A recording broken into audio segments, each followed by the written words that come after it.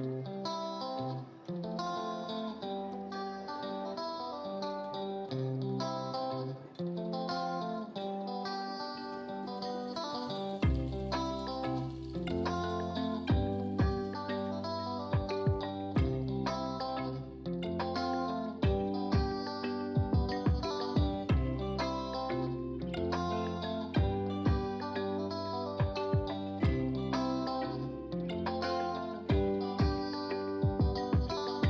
Welcome back. അപ്പോൾ എല്ലാവരും സുഖമായിട്ടിരിക്കുന്നു എന്ന് വിചാരിക്കുന്നു. അൽഹംദുലില്ലാ ഞങ്ങളിവിടെ സുഖമായിട്ടിരിക്കുന്നു.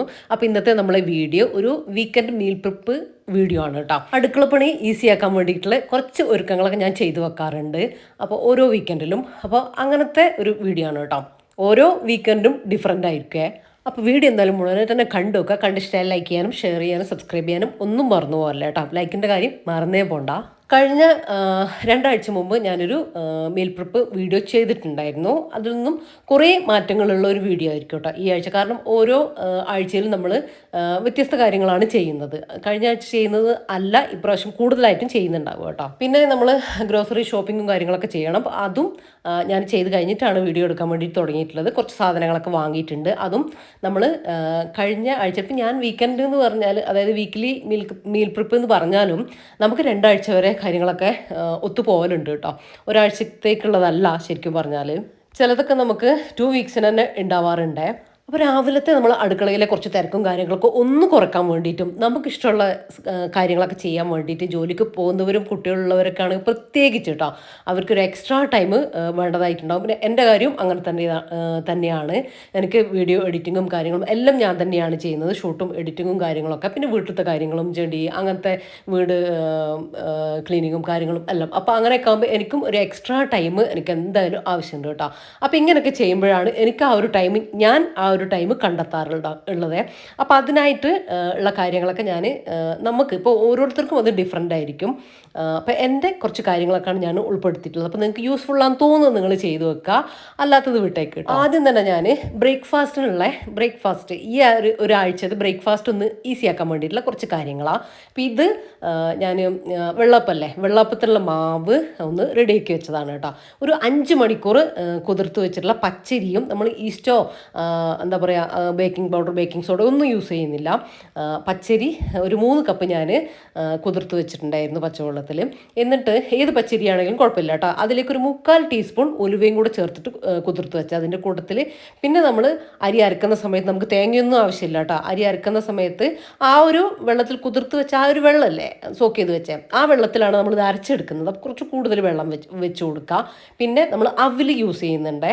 അവിൽ 1 കപ്പ് അരിക്ക് 1/2 കപ്പ് അവിൽ എന്നുള്ള കണക്കിന് അവിലെടുത്തിട്ട് അതുകൂടെ ചേർത്തിട്ട് അരച്ചെടുക്കുക. ഈ ഒരു കൺസിസ്റ്റൻസിയിലാണ് ഞാൻ അരച്ചെടുക്കുന്നത് കേട്ടോ. ഓവർ ടൈറ്റ് ആക്കണ്ട.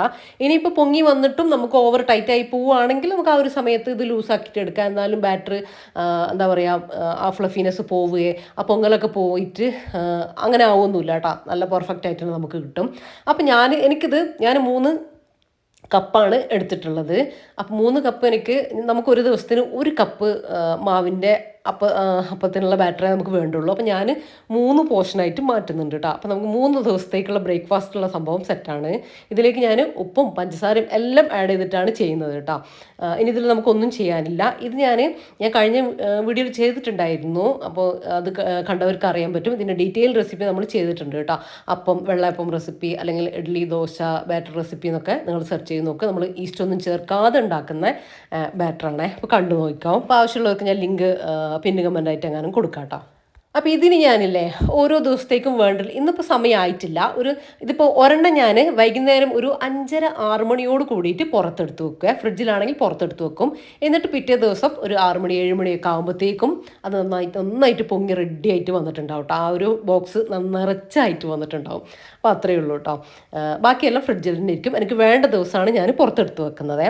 ഇനി അടുത്ത എൻ്റെ ബ്രേക്ക്ഫാസ്റ്റിന് വേണ്ടിയിട്ട് ഞാൻ കുറച്ച് നമ്മളെ റവയില്ലേ, സാധാ ബോംബെ റവ എന്ന് പറയില്ല, കുഞ്ഞു തരിയുള്ള അത് ഒന്ന് റോസ്റ്റ് ചെയ്ത് വെക്കുന്നുണ്ട്. ഇതിപ്പോൾ എൻ്റെ കയ്യിൽ ഇത്രയേ ഉള്ളൂ കേട്ടോ. നമുക്ക് ഇത്ര മതി.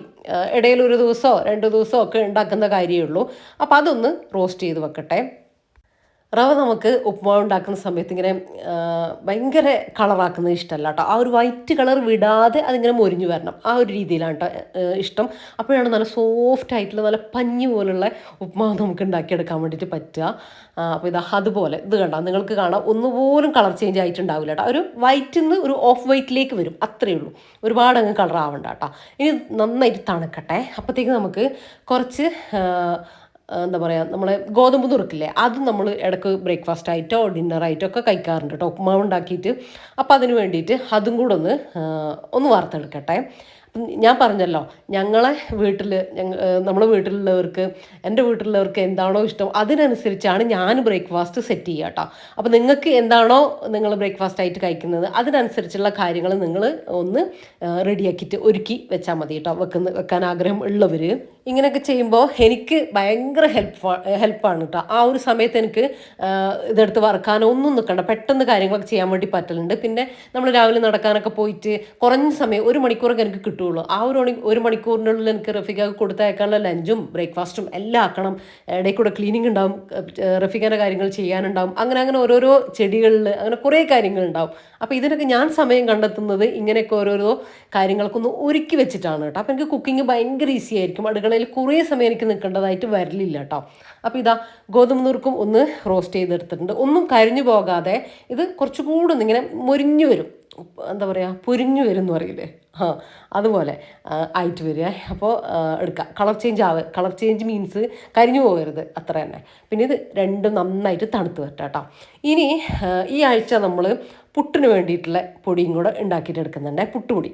അപ്പോൾ അതിന് വേണ്ടിയിട്ട് ഞാൻ ഉണ്ടാക്കുന്ന പുട്ടുപൊടി കാണിച്ചു തരാം.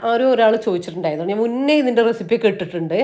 അപ്പോൾ അതിന് വേണ്ടിയിട്ട് ഒരു പാൻ വെച്ചിട്ട് അതിലേക്ക് വെള്ളം, ആ ഗ്ലാസ്സിൽ ഞാൻ കാണിച്ചില്ല, ഒരു കാലളവ് കുറച്ചിട്ടാണ് ഞാൻ വെള്ളം എടുത്തിട്ടുള്ളത്. നിങ്ങൾക്ക് ശ്രദ്ധിച്ചാൽ മനസ്സിലാവും. 2 അതേ അളവിൽ വെള്ളം എടുത്തിട്ടുണ്ട്. പക്ഷേ ആ ഗ്ലാസ്സിന് നിറച്ച് 2 അളവ് ഞാൻ പത്തിരിപ്പൊടി, നൈസ് പത്തിരിൻ്റെ പൊടി കേട്ടോ, പച്ചരിപ്പൊടി അതെടുത്തിട്ടുണ്ട്. വറുത്തതോ വറുക്കാത്തതോ ആയാലൊന്നും കുഴപ്പമില്ല. ഇനി ആ വെള്ളം തിളച്ച് വരട്ടെ. വെള്ളത്തിലേക്ക് ആവശ്യത്തിന് ഉപ്പിട്ട് കൊടുത്തിട്ടുണ്ട്. ഉപ്പ് കുറച്ച് കൂടുതൽ ഇട്ട് കൊടുത്തോ, കാര്യം നമ്മളിതിലേക്ക് ഇനി പച്ചരിപ്പൊടി ഒന്ന് ചേർത്തിട്ടാണ് നമ്മളിത് ഒന്ന് പൊടിച്ചെടുക്കുന്നത്. അപ്പോൾ കുറച്ച് കൂട്ടിയിട്ടാലും കുഴപ്പമില്ല. ഇനിയിപ്പോൾ ഇല്ലെങ്കിലും സാധാ അളവിലിട്ടാലും കുഴപ്പമില്ല, നമ്മൾ പിന്നീട് നമുക്ക് ഇട്ട് കൊടുക്കാൻ പറ്റുന്നതാണ് കേട്ടോ. അപ്പോൾ ഇനി നമ്മൾ പത്തിരിക്കൊക്കെ വാട്ടിയെടുക്കുന്ന പോലെ പൊടി ഇട്ടിട്ട് ഹൈ ഫ്ലെയിമിൽ വെച്ചിട്ട് ഒന്ന് ഇളക്കി കൊടുക്കുക. എന്നിട്ട് ഇതുപോലെ ഇങ്ങനെ വെള്ളം അങ്ങ് ഡ്രൈ ആയി ഇതുപോലെ ആവുന്ന സമയത്ത് നല്ല ലോ ഫ്ലെയിമിലേക്ക് വെച്ച് കൊടുത്തിട്ട് ഇതുപോലെ അടുപ്പിൽ വെച്ചിട്ട്, ഫ്ലെയിം ഓഫ് ആക്കരുത്, ലോ ഫ്ലെയിമിൽ വെച്ചിട്ട് നന്നായിട്ട് ഇങ്ങനെ ഇളക്കി കൊടുക്കാം.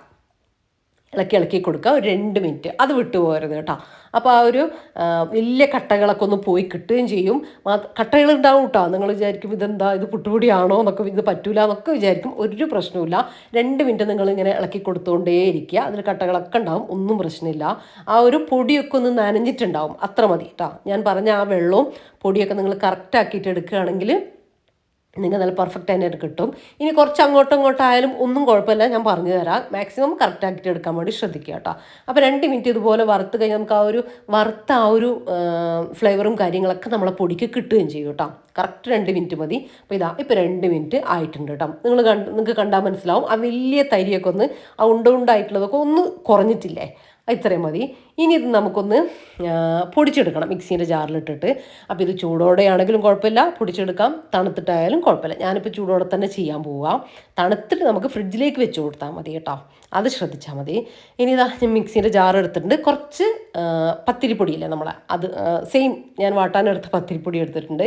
ഇനി ജാറിലേക്ക് കുറച്ച് 2 3 തവി നമ്മളെ മാവ് ഇട്ട് കൊടുക്കുക. അതിലേക്ക് 1 2 ടീസ്പൂൺ അല്ലെങ്കിൽ ടേബിൾ സ്പൂൺ പത്തിരിപ്പൊടി ഇട്ട് കൊടുക്കുക. അത് നമുക്ക് പൊടിക്കുമ്പോൾ മനസ്സിലാവും കേട്ടോ. കട്ട പിടിക്കുകയാണെങ്കിൽ 1 ടീസ്പൂണും കൂടെ ഇട്ട് കൊടുക്കുക.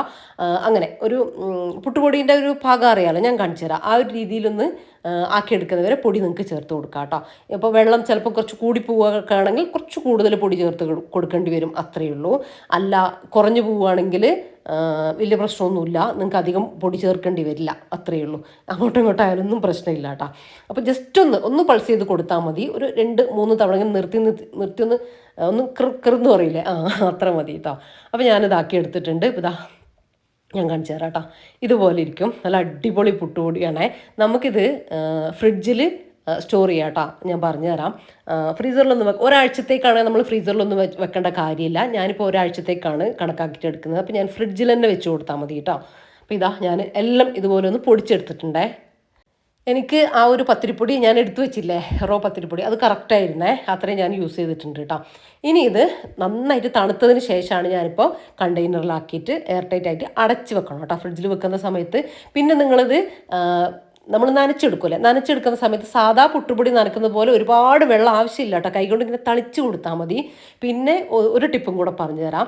ഇത് നനച്ചെടുക്കാൻ ഏറ്റവും സുഖം എന്ന് വെച്ചാൽ, നിങ്ങളിപ്പോൾ നാളെ രാവിലെ പുട്ട് നിങ്ങൾക്ക് ഉണ്ടാക്കണം എന്ന് വെച്ചാൽ ഇന്ന് രാത്രി നിങ്ങൾ ഉണ്ടാക്കിയിട്ട് ഫ്രിഡ്ജിലേക്ക് വെച്ചോ. എന്നാൽ നിങ്ങൾക്ക് നനക്കുമ്പോൾ ഭയങ്കര ഈസിയാണ്. നിങ്ങൾക്കത് ഞാനത് പറഞ്ഞു തന്നിട്ട് കാര്യമില്ല, നിങ്ങൾക്ക് നനക്കുമ്പോൾ തന്നെ മനസ്സിലാവുള്ളൂ കേട്ടോ. പിന്നെ ഒരു കാര്യം, നമ്മളിത് വാട്ടിയെടുത്ത പൊടിയാണ്, അതുകൊണ്ട് ഒരുപാട് നനയും കാര്യങ്ങളൊന്നും ആവശ്യമില്ല.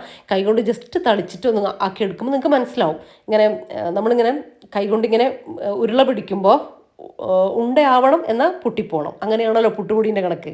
ആ ഒരു രീതിയിൽ ആക്കിയിട്ടെടുക്കുക. അപ്പോൾ നിങ്ങൾക്ക് ചെയ്യുമ്പോൾ മനസ്സിലാവും കേട്ടോ, അതിൽ ഡൗട്ടും കാര്യങ്ങളൊന്നും നിങ്ങൾക്ക് വരില്ല. പിന്നെ ആദ്യമായിട്ട് ചെയ്യുന്നവരാണെങ്കിൽ ചെറിയ അളവിൽ ചെറിയ ക്വാണ്ടിറ്റി എടുത്തിട്ട് ചെയ്ത് നോക്കുക കേട്ടോ. പിന്നീട് സക്സസ് ആവാണ്ടൊന്നും ഇരിക്കില്ല. ചിലപ്പം അറിയില്ലല്ലോ, ഓരോരുത്തരും എടുക്കുന്ന രീതിയല്ലേ. അപ്പം അങ്ങനെ കുറഞ്ഞ അളവിൽ ചെയ്തിട്ട് പിന്നെ കൂടുതൽ അളവ് ചെയ്ത് വെച്ചാൽ മതി കേട്ടോ. ഇതിനിപ്പോൾ വലിയ പണിയൊന്നുമില്ലല്ലോ, നമ്മൾ ഫ്രീ ആയിട്ടിരിക്കുമ്പോൾ ചെയ്ത് വെച്ചാൽ മതി. നമുക്ക് ബ്രേക്ക്ഫാസ്റ്റൊക്കെ നല്ല എളുപ്പത്തിൽ. ഇനി ഇത് എടുത്തിട്ട് ജസ്റ്റ് ഒന്ന് നനച്ച് പുട്ടുണ്ടാക്കി എടുത്താൽ മതി. നമ്മൾ പുറത്തുനിന്നൊന്നും ഒരു പ്രിസർവേറ്റീവ്സോ കാര്യങ്ങളോ ഒന്നും ഇല്ലാത്ത പുട്ടുപൊടി നമുക്ക് കിട്ടും. അപ്പം ഞാൻ ഈ പുട്ടുപൊടി തന്നെയാണ് കേട്ടോ യൂസ് ചെയ്യുക. എത്ര നല്ല ബ്രാൻഡ് കാര്യങ്ങളൊക്കെ കടയിലുണ്ടെന്ന് പറഞ്ഞാലും അതൊക്കെ കേടാവാണ്ടിരിക്കാം, വർഷങ്ങളോളം കേടാവാണ്ടും ഒക്കെ ഇരിക്കണമെങ്കിൽ അതിലൊന്നും ചേർക്കാതെ ഇരിക്കില്ല. ഇപ്പോൾ ദോശേൻ്റെ മാവ് അങ്ങനത്തതൊക്കെ കണ്ടിട്ടില്ല, ഓരോരോ കാര്യങ്ങൾ പുറത്ത് വരുന്നത്. അപ്പോൾ അതാണ് അവസ്ഥ. നമ്മൾ വീട്ടിലുണ്ടാക്കി കഴിക്കുകയാണെങ്കിൽ അതിപ്പോൾ ഒന്ന് കുറച്ച് ദിവസം ഫ്രിഡ്ജിൽ വെച്ചോന്ന് വിചാരിച്ചിട്ട് വലിയ പ്രശ്നങ്ങളൊന്നും വരാൻ പോകുന്നില്ല കേട്ടോ. ചിലർ അത് കണ്ടുപിടിക്കും, അതൊന്നും നോക്കണ്ട, അതിനൊന്നും വലിയ പ്രശ്നമില്ല. പക്ഷെ നമ്മൾ പുറത്തുനിന്ന് വാങ്ങുന്ന കാര്യങ്ങളാണ് നമ്മൾ കൂടുതൽ അങ്ങനത്തെ കാര്യങ്ങളൊക്കെ ശ്രദ്ധിക്കേണ്ടത്. അപ്പോൾ ആ ഒരു സമയം കൊണ്ടേ നമ്മളെ റവയും ഗോതമ്പ് നുറുക്കും, ഉപ്മാവിനുള്ള ഗോതമ്പ് നുറുക്കില്ലേ, അപ്പോൾ അത് ഇൻഷാല്ലാ ഞാൻ ആ ഗോതമ്പ് നുറുക്ക് വെച്ചിട്ടുള്ള ഉപ്മാവ് അടുത്ത വീഡിയോയിൽ കാണിച്ചു തരാം കേട്ടോ. ഈ ഒരു ദിവസം തന്നെ ഞാൻ ഉണ്ടാക്കിയിട്ടുണ്ടായിരുന്നു, പക്ഷെ ഞാൻ ഇതിൽ ഉൾപ്പെടുത്തിയിട്ടില്ലേ. അപ്പോൾ അതൊക്കെ കണ്ടെയ്നറിലാക്കി വെച്ചിട്ടുണ്ട്, നന്നായിട്ട് തണുത്തതിന് ശേഷം കേട്ടോ. ഇനി ഭയങ്കര ഈസിയാണ് അതുകൊണ്ട് നമുക്ക് ഉണ്ടാക്കാൻ വേണ്ടിയിട്ട്. ഇനി പിന്നെ ഞാൻ കുറച്ച് കറികൾക്കൊക്കെ ഇപ്പോൾ ബ്രേക്ക്ഫാസ്റ്റിനുള്ള എൻ്റെ സെറ്റായിട്ടുണ്ട്. ഇനി കറികൾക്ക് വേണ്ടിയിട്ട് കടല, ഗ്രീൻ പീസ്, വൻപയറൊക്കെ നമ്മൾ ബ്രേക്ക്ഫാസ്റ്റിന് വേണ്ടിയിട്ട് ഉണ്ടാക്കൂലേ, അതിന് വേണ്ടി ഞാൻ ഗ്രീൻ പീസ് എടുത്തിട്ടില്ല. നമ്മൾ ഗ്രീൻ പീസ് വെക്കൽ വളരെ കുറവാണ്. കടല, ചെറുപയർ, പിന്നെ ഞാൻ സാലഡിലേക്ക് വേണ്ടിയിട്ട് കടല എടുക്കും, ചെറുപയർ എടുക്കും, വൻപയർ എടുക്കും, തോരന് വേണ്ടിയിട്ട് എടുക്കും. അപ്പോൾ അതിന് വേണ്ടിയിട്ട് കുറച്ച് വൻപയറും കൂടെ എടുത്തിട്ടുണ്ട്. അപ്പോൾ അത് വെള്ളത്തിലിട്ട് നന്നായിട്ട് ഇത് സോക്കായിട്ട് വന്നിട്ടുണ്ട്. അപ്പോൾ അത് കഴുകി നന്നായിട്ട് റെഡിയാക്കിയിട്ട് എടുത്തിട്ടുള്ളതാണ്. ഇനി ഇത് കഴിഞ്ഞ തവണ ഞാൻ കാണിച്ചിട്ടുണ്ടായിരുന്നു 1 വീക്കിലേക്കുള്ളത് വേവിച്ച് വെക്കാനുള്ളത്. അപ്പോൾ അങ്ങനെ ചെയ്യേണ്ടവർ അങ്ങനെ ചെയ്യുക, കുറച്ചുകൂടി എളുപ്പമാവും. ഇപ്രാവശ്യം വേവിച്ച് വെക്കുന്നില്ല കേട്ടോ, വേവിക്കാണ്ടെയാണ് കാണിക്കുന്നത്. ഇത് നന്നായിട്ട് ഇപ്പോൾ കുതിർന്ന് വന്നിട്ടുണ്ട്. ഇനി ബോക്സിലേക്ക് ആക്കിയിട്ട് നമുക്ക് ഫ്രീസറിൽ വെക്കാം. ഒരാഴ്ചത്തേക്കുള്ളതാണെങ്കിൽ നിങ്ങൾ ഫ്രിഡ്ജിൽ വെച്ചാൽ മതി. ഞാൻ ചിലപ്പോൾ മീനോ അങ്ങനെ എന്തെങ്കിലും അതിനിടയിൽ യൂസ് ചെയ്യുന്നതുകൊണ്ട് എനിക്ക് കുറച്ച് കൂടുതൽ കിട്ടുമല്ലോ, അതുകൊണ്ടാണ് ഞാൻ ഫ്രീസറിൽ വെക്കാമെന്ന് വിചാരിക്കുന്നത്. ഫ്രീസറിൽ വെക്കുകയാണെങ്കിലും കൂടിയിട്ട് 10 മിനിറ്റ് പുറത്ത് ബോക്സ് എടുത്ത് വെക്കുമ്പോൾ തന്നെ നമുക്കതിങ്ങനെ ഇങ്ങനെ വിട്ട് വരും കേട്ടോ. വെള്ളം ഒഴിച്ചൊന്നും കുറേ നേരം വെക്കേണ്ട കാര്യമൊന്നുമില്ല. ഇതിപ്പോൾ എനിക്ക് കടല 2 ദിവസത്തേക്ക്, ചെറുപയർ 2 ദിവസത്തേക്ക്, അങ്ങനെയാണ് കേട്ടോ. ആ ഒരു അളവിലാണ് ഞാൻ എടുത്തിട്ടുള്ളത്. പിന്നെ ഇത് വെക്കുന്ന സമയത്ത് വല്ല സിബ്ലോ കവറിലോ അങ്ങനെയൊക്കെ ആക്കി വെക്കുകയാണെങ്കിൽ, സ്പേസ് കുറവാണെങ്കിൽ, ചെറിയ ഫ്രിഡ്ജും കാര്യങ്ങളൊക്കെ ആണെങ്കിൽ സിബ്ലോ കവറൊക്കെ യൂസ് ചെയ്യുകയാണെങ്കിൽ കുറേ സ്പേസ് നമുക്ക് ലാഭിക്കാൻ വേണ്ടി പറ്റും കേട്ടോ. എനിക്കിപ്പോൾ കുഴപ്പമില്ലാത്തത് കൊണ്ടാണ് ഞാൻ ഇതുപോലത്തെ കണ്ടെയ്നർ എടുത്തിട്ടുള്ളത്. അപ്പോൾ ഞാൻ ഫസ്റ്റിൽ തന്നെ ഞാൻ ചെയ്തൊരു കാര്യം എന്ന് വെച്ചാൽ, വെജിറ്റബിൾസ് വാങ്ങിയെന്ന് പറഞ്ഞില്ലേ, വാങ്ങിയതുണ്ട്. അതുപോലെ തന്നെ ചീര വീട്ടിൽ നിന്ന്, ഉപ്പാൻ്റെ ചീരയാണ് കേട്ടോ. അതുപോലെ തന്നെ കാബേജും വീട്ടിൽ നിന്ന് കൊണ്ടുവന്നതാണ്. അപ്പോൾ നമുക്ക് അങ്ങനെയും ഇപ്പോൾ ആഴ്ചയിൽ നമ്മൾ വാങ്ങുന്നത് ചില സമയം നമുക്ക് വാങ്ങേണ്ടി വരും, അല്ലെങ്കിൽ ചിലപ്പം എന്തെങ്കിലുമൊക്കെ ആയിട്ട് ഇങ്ങനെ ഉണ്ടാവും കേട്ടോ. ഇങ്ങനെ ഇപ്പോൾ അടുത്തീൻ്റെ വീട്ടിൽ നിന്ന് കൊണ്ടുവന്നത് അങ്ങനെയൊക്കെ ആയിട്ടുണ്ടാവുമല്ലോ, പപ്പായ അങ്ങനെയൊക്കെ ഉണ്ടാവില്ലേ. അപ്പോൾ അതും കൂടെ നമ്മുടെ ഫുഡിൽ നമ്മൾ ഉൾപ്പെടുത്തണം കേട്ടോ. ഞാൻ ഉൾപ്പെടുത്താറുണ്ട്. അപ്പോൾ ചീര ഉണ്ട്, കുറച്ച് കൂടുതലുണ്ട്. അപ്പോൾ ചീരയൊക്കെ ഒന്ന് ക്ലീൻ ചെയ്ത് റെഡിയാക്കിയിട്ട് എടുക്കട്ടെ. ചീര കഴുകിയിട്ട് വെക്കരുത് കേട്ടോ, കഴുകാണ്ട് വേണം നമ്മൾ ചെയ്യാൻ വേണ്ടിയിട്ട്. എനിക്ക് പിന്നെ ഇത് വീട്ടിൽ നിന്ന് എടുത്ത് ചീരയാണ്ട് വലിയ പ്രശ്നമില്ല. ഞാൻ പുഴുവൊക്കെ ഉണ്ടോ നോക്കി, പുഴു ഉണ്ടാവാനുള്ള ചാൻസ് വീട്ടിലുണ്ടാക്കുന്ന ചീരയിൽ കൂടുതലാണല്ലോ. അപ്പോൾ നന്നായിട്ടൊന്ന് നോക്കി ക്ലീൻ ചെയ്ത് എനിക്ക് കുറച്ച് ഉപ്പേരി വെക്കാനും കുറച്ച് കൂടുതൽ ഉപ്പേരി വെക്കാനും കുറഞ്ഞ അളവിൽ 2 ദിവസത്തേക്ക് താളിക്കാനുള്ളതും കൂടെ വേണ്ട. നമ്മളിവിടെ താളിപ്പ് ഉണ്ടാക്കുവേ, അപ്പോൾ അതിനുള്ളതും കൂടെ ആവശ്യമുണ്ട്. അപ്പം ഞാനത് രണ്ടും 2 ഐറ്റം തന്നെ ഒന്ന് റെഡിയാക്കിയിട്ടൊക്കെ എടുക്കട്ടെ കേട്ടോ. ഒരിക്കലും നിങ്ങൾ ശ്രദ്ധിക്കുക, മല്ലിയില, പുതിനയില, അതുപോലെ തന്നെ ഈ ചീര അതുകളുണ്ടല്ലോ, അതൊന്നും കഴുകിയിട്ട് ഒരിക്കലും ഫ്രിഡ്ജിൽ സ്റ്റോർ ചെയ്യരുത് കേട്ടോ, പെട്ടെന്ന് ചീഞ്ഞു പോവുക. അപ്പോൾ അത് ശ്രദ്ധിക്കുക. അപ്പോൾ ഇതാ ചീരയൊക്കെ ഞാൻ അരിഞ്ഞെടുത്തിട്ടുണ്ട്. നിങ്ങൾ കാണുന്ന പോലെയല്ല, കുറച്ചധികം സമയം എടുത്തിട്ടുണ്ട് കേട്ടോ. ചെറുതാക്കി ഇങ്ങനെ അരിഞ്ഞുകൊണ്ട് വരണ്ടേ ഉപ്പേരിക്കൊക്കെ. അപ്പോൾ ഇതാ കുറച്ച് ഞാൻ പറഞ്ഞല്ലോ താളിപ്പിന് വേണ്ടിയിട്ടും റെഡിയാക്കിയിട്ടുണ്ട്. ഇനി ഞാൻ ഇതിൽ തന്നെ അങ്ങ് സ്റ്റോർ ചെയ്യാമെന്ന് വിചാരിച്ചു കേട്ടോ. മറ്റേത് വേറെ ഏതെങ്കിലും ബോക്സിലിട്ടിട്ടും അങ്ങനെ സ്റ്റോർ ചെയ്യാമെന്ന് വിചാരിച്ചു.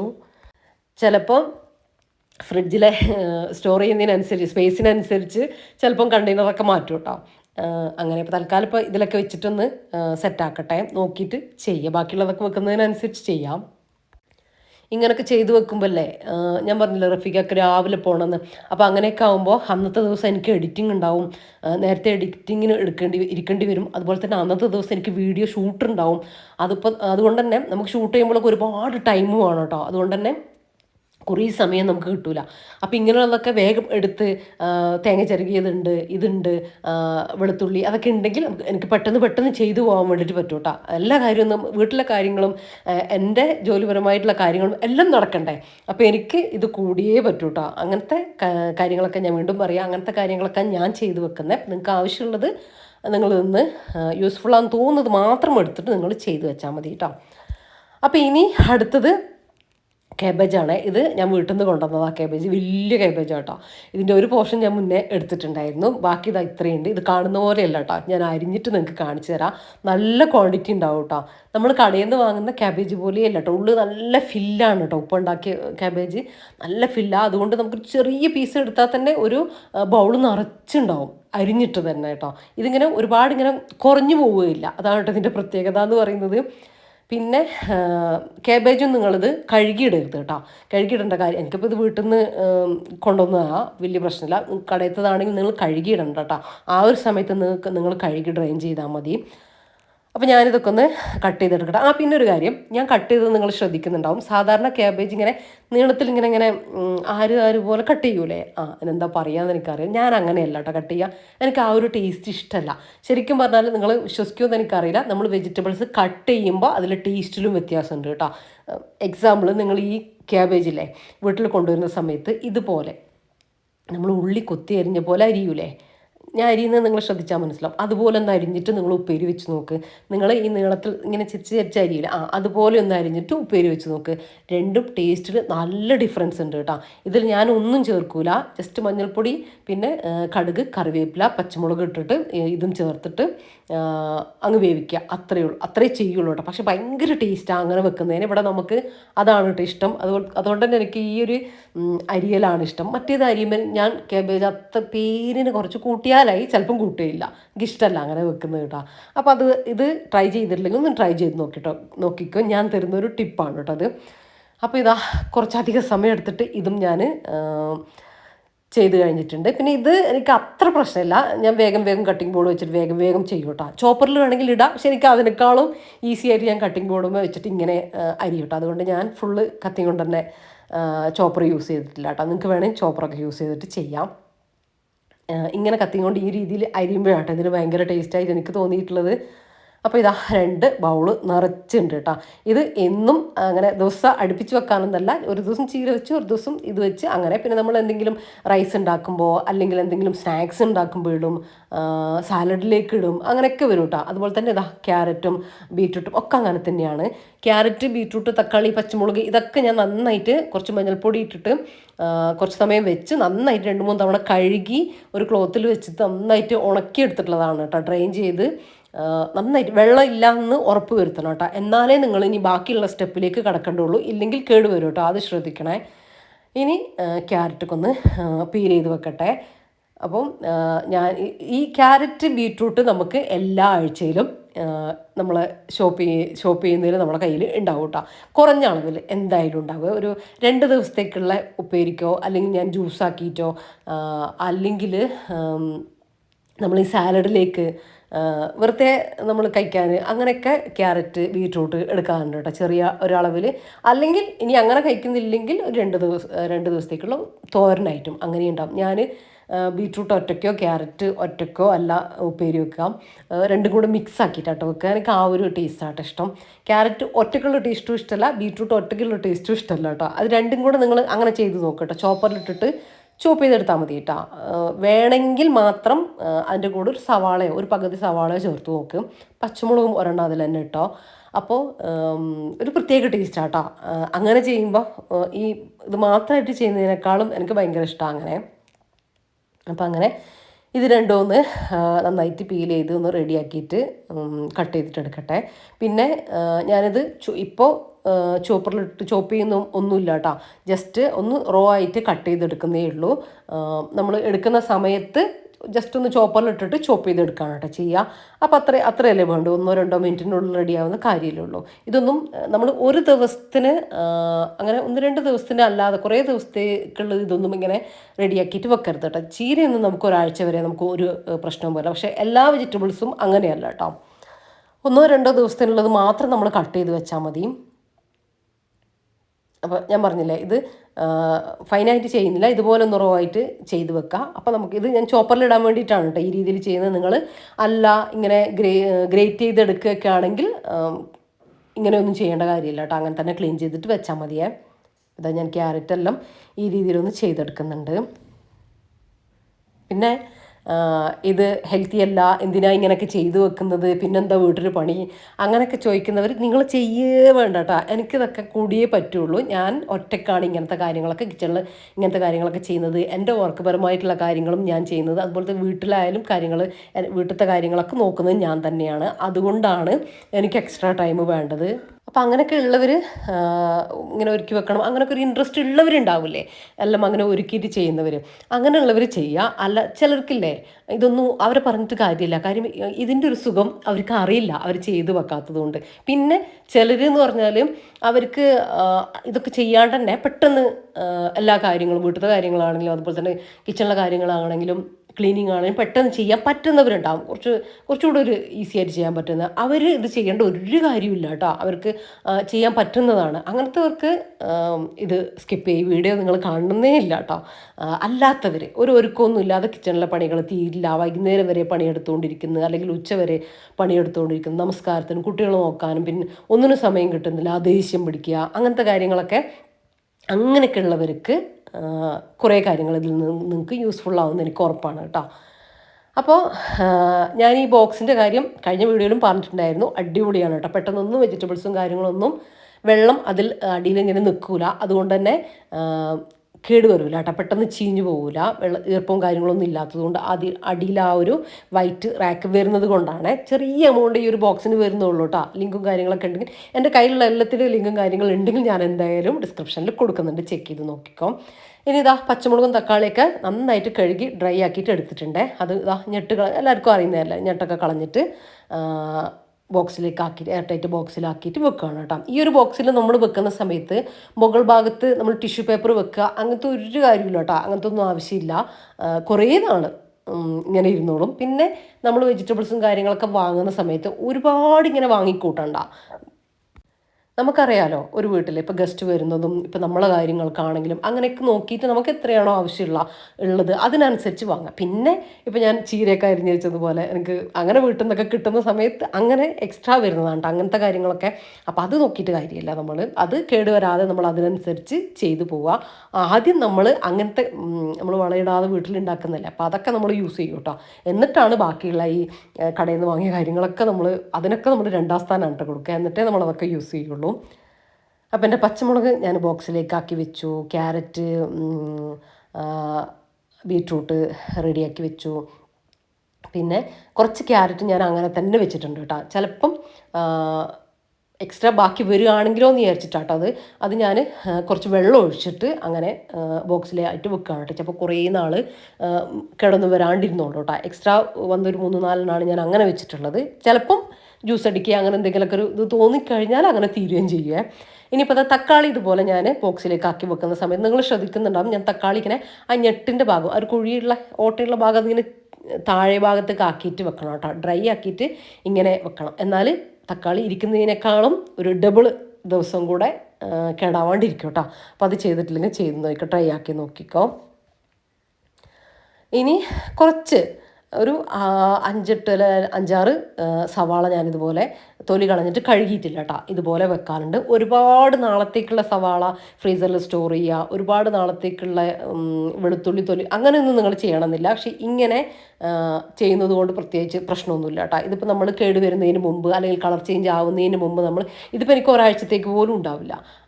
നമ്മൾ സ്നാക്സിന് അങ്ങനെ എന്തെങ്കിലുമൊക്കെ ആയിട്ട് എടുക്കുമല്ലോ, അപ്പോൾ അങ്ങനെ കറികൾക്കായാലും അങ്ങനെയൊക്കെ എടുക്കുന്നത് കൊണ്ട് തന്നെ നമുക്ക് പെട്ടെന്ന് തീർന്നു പോകട്ടോ. അപ്പോൾ ഒരാഴ്ചത്തേക്ക് ഉള്ളതൊക്കെ ഇങ്ങനെ ചെയ്ത് വെച്ചാൽ മതി കേട്ടോ. അപ്പോൾ അത് എയർ ടൈറ്റ് ആയിട്ട് എന്തായാലും വെക്കണം കേട്ടോ. ഇങ്ങനെ തുറന്നിട്ടിട്ട് അങ്ങനെയൊന്നും വെക്കരുതേ, വെറുതെ ബോക്സിലായിട്ട് വെക്കുക അങ്ങനെയൊന്നും ചെയ്യരുത് കേട്ടോ. അപ്പോൾ അത് നമുക്ക് മോശമായിട്ട് വരും, നമ്മൾ നല്ലത് ചിന്തിക്കാൻ നമുക്ക് മോശമായിട്ട് വരും. പിന്നെ ഞാൻ ചെയ്യുന്ന എല്ലാ വീക്കെൻഡിലും ചെയ്യുന്ന കാര്യമാണ് കുറച്ച് തേങ്ങ, ഇതിപ്പോൾ 2 തേങ്ങയുണ്ട് കേട്ടോ, തേങ്ങ ചിരകി വെക്കും.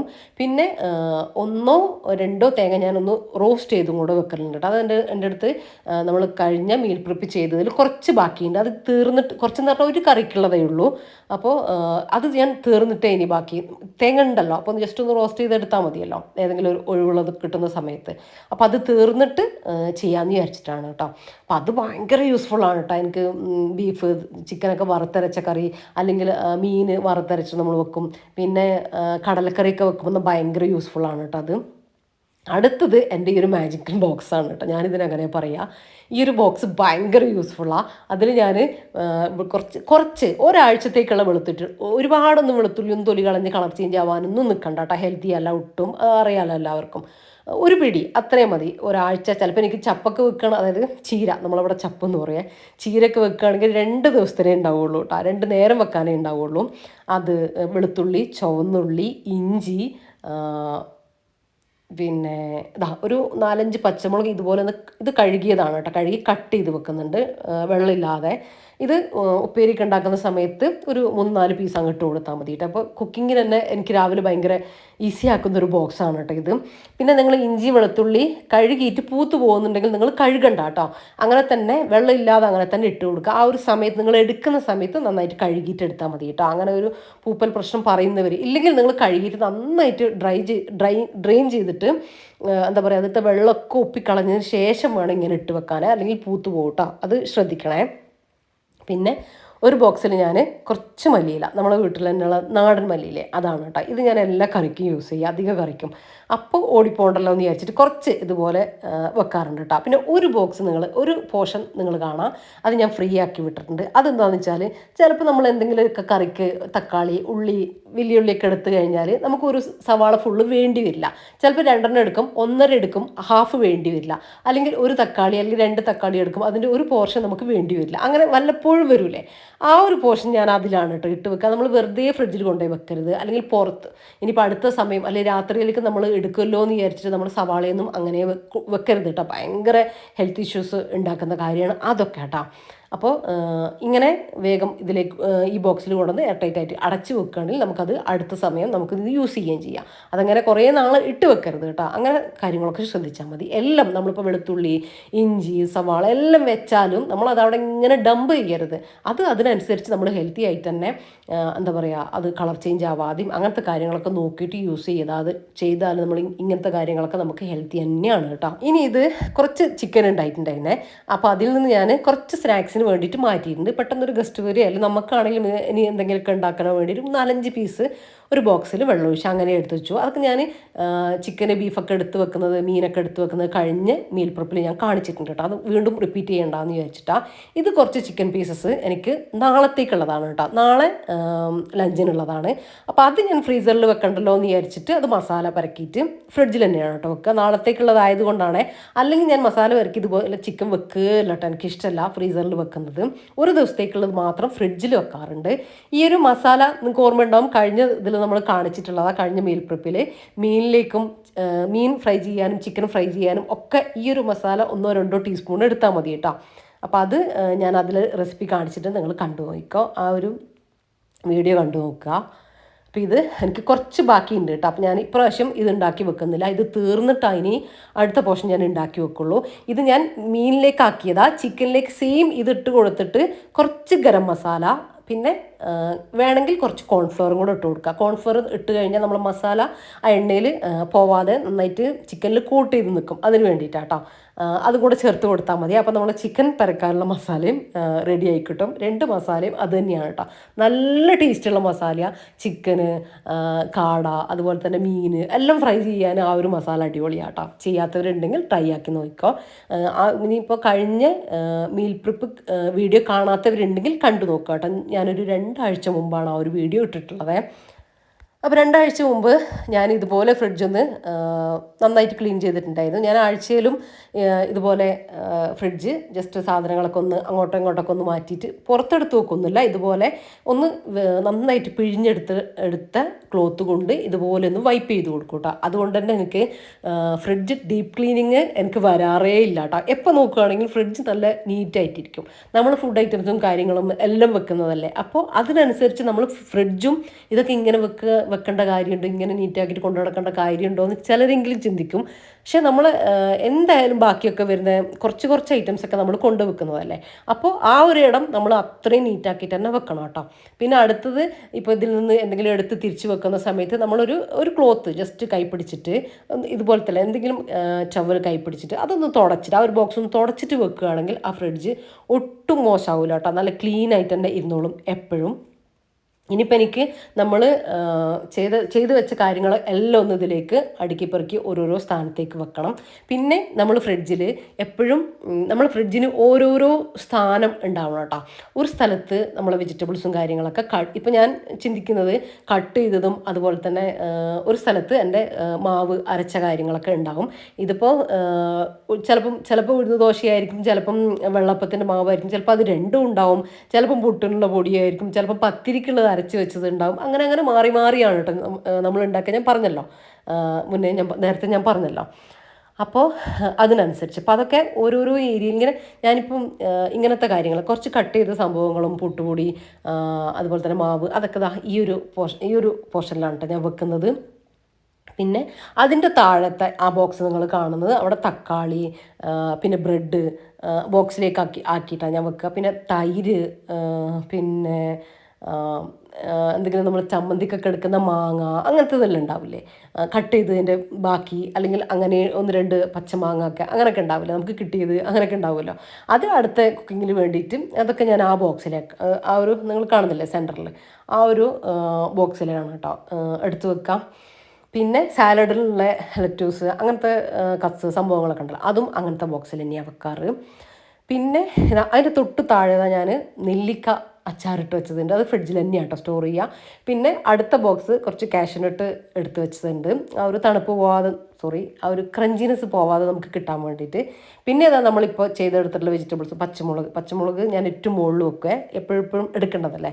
പിന്നെ ചീര അരിഞ്ഞത്, ക്യാരറ്റ് വെള്ളമൊഴിച്ച് വെച്ചത്, അതുപോലെ തന്നെ മല്ലിയില, പുതിനയില, പച്ചമുളക് ഇതൊക്കെയാണ് ഈ ഒരു ഭാഗത്ത് വെച്ചിട്ടുള്ളത് കേട്ടോ. അതിൻ്റെ ഏറ്റവും താഴെ വരുന്നത് ഇപ്പം എന്തെങ്കിലും ഇപ്പം ചോറൊക്കെ വെച്ച് നമുക്ക് ചിലപ്പം ഒരു പിടി ആട്ടാനുള്ളതോ ചിലപ്പോൾ ഒരു പിടി എന്തായാലും ചിലപ്പം ബാക്കി ഉണ്ടാവും കേട്ടോ ആ ഒരു ചോറ്. പിന്നെ ഒരു ബോക്സിൽ കുറച്ച് പുട്ടുപൊടി ബാക്കിയുണ്ട്, അതൊക്കെയാണ് കേട്ടോ. തൊട്ട് താഴത്തെ ഫുഡ് ഐറ്റംസ് നമുക്ക് വളരെ കുറവായിരിക്കും കേട്ടോ ഉണ്ടാവുക. ഞാനിങ്ങനെ പ്രിപ്പയർ ചെയ്ത് വെക്കുകയാണ് ചെയ്യുക, അല്ലാണ്ട് ഫുഡ് ഐറ്റംസ് ബാക്കി കറി അങ്ങനത്തെ ഒന്നും ആക്കി വെക്കാറില്ല, അങ്ങനത്തെ ഒന്നും ഫ്രിഡ്ജിലേക്ക് കയറ്റാറുമില്ല കേട്ടോ. അപ്പോൾ അങ്ങനെ ഇനിയിപ്പോൾ നമ്മളെ കടല, വൻപയർ കാര്യങ്ങളല്ല അതൊക്കെ കണ്ടെയ്നറിലാക്കിയിട്ട് ഫ്രീസറിലേക്ക് വെച്ച് കൊടുത്തിട്ടുണ്ട്. അപ്പോൾ ഇത്രയൊക്കെയാണ് ഈ ഒരു 2 വീക്ക് ഒന്ന് ഈസിയാക്കാൻ വേണ്ടിയിട്ട് ഞാൻ ചെയ്തു വെച്ചിട്ടുള്ള കുറച്ച് കാര്യങ്ങളൊക്കെ, കുറച്ച് ഒരുക്കങ്ങളൊക്കെ കേട്ടോ. അപ്പോൾ നിങ്ങൾക്ക് യൂസ്ഫുള്ളാന്ന് തോന്നിയിട്ടുണ്ടെങ്കിൽ നിങ്ങൾ ചെയ്തു നോക്കുക. അപ്പോൾ എനിക്ക് യൂസ്ഫുള്ളായിട്ടുള്ള ഡെയിലി ഞാൻ ചെയ്യുന്ന എന്താ പറയുക ഒരുക്കങ്ങളും കാര്യങ്ങളൊക്കെയാണ് ഞാൻ വീഡിയോയിൽ ഉൾപ്പെടുത്തിയിട്ടുള്ളത്. അപ്പോൾ ഇന്നത്തെ വീഡിയോ ഇത്രയൊക്കെ ഉള്ളൂ. വീഡിയോ ഇഷ്ടമായിട്ടുണ്ടെങ്കിൽ ലൈക്ക് ചെയ്യാനും ഷെയർ ചെയ്യാനും സബ്സ്ക്രൈബ് ചെയ്യാനും ഒന്നും മറന്നുപോലെ. വീഡിയോനെ കുറിച്ചുള്ള നിങ്ങളുടെ അഭിപ്രായങ്ങൾ എന്തായാലും കമൻറ്റായിട്ട് അറിയിക്കാനും മറക്കല്ലേ. അപ്പോൾ ഇൻഷാ അല്ലാഹ് മറ്റൊരു അടിപൊളി വീഡിയോ ആയിട്ട് നമുക്ക് വീണ്ടും കാണാം. അപ്പോൾ എല്ലാവരോടും താങ്ക്സ് ഫോർ വാച്ചിങ്.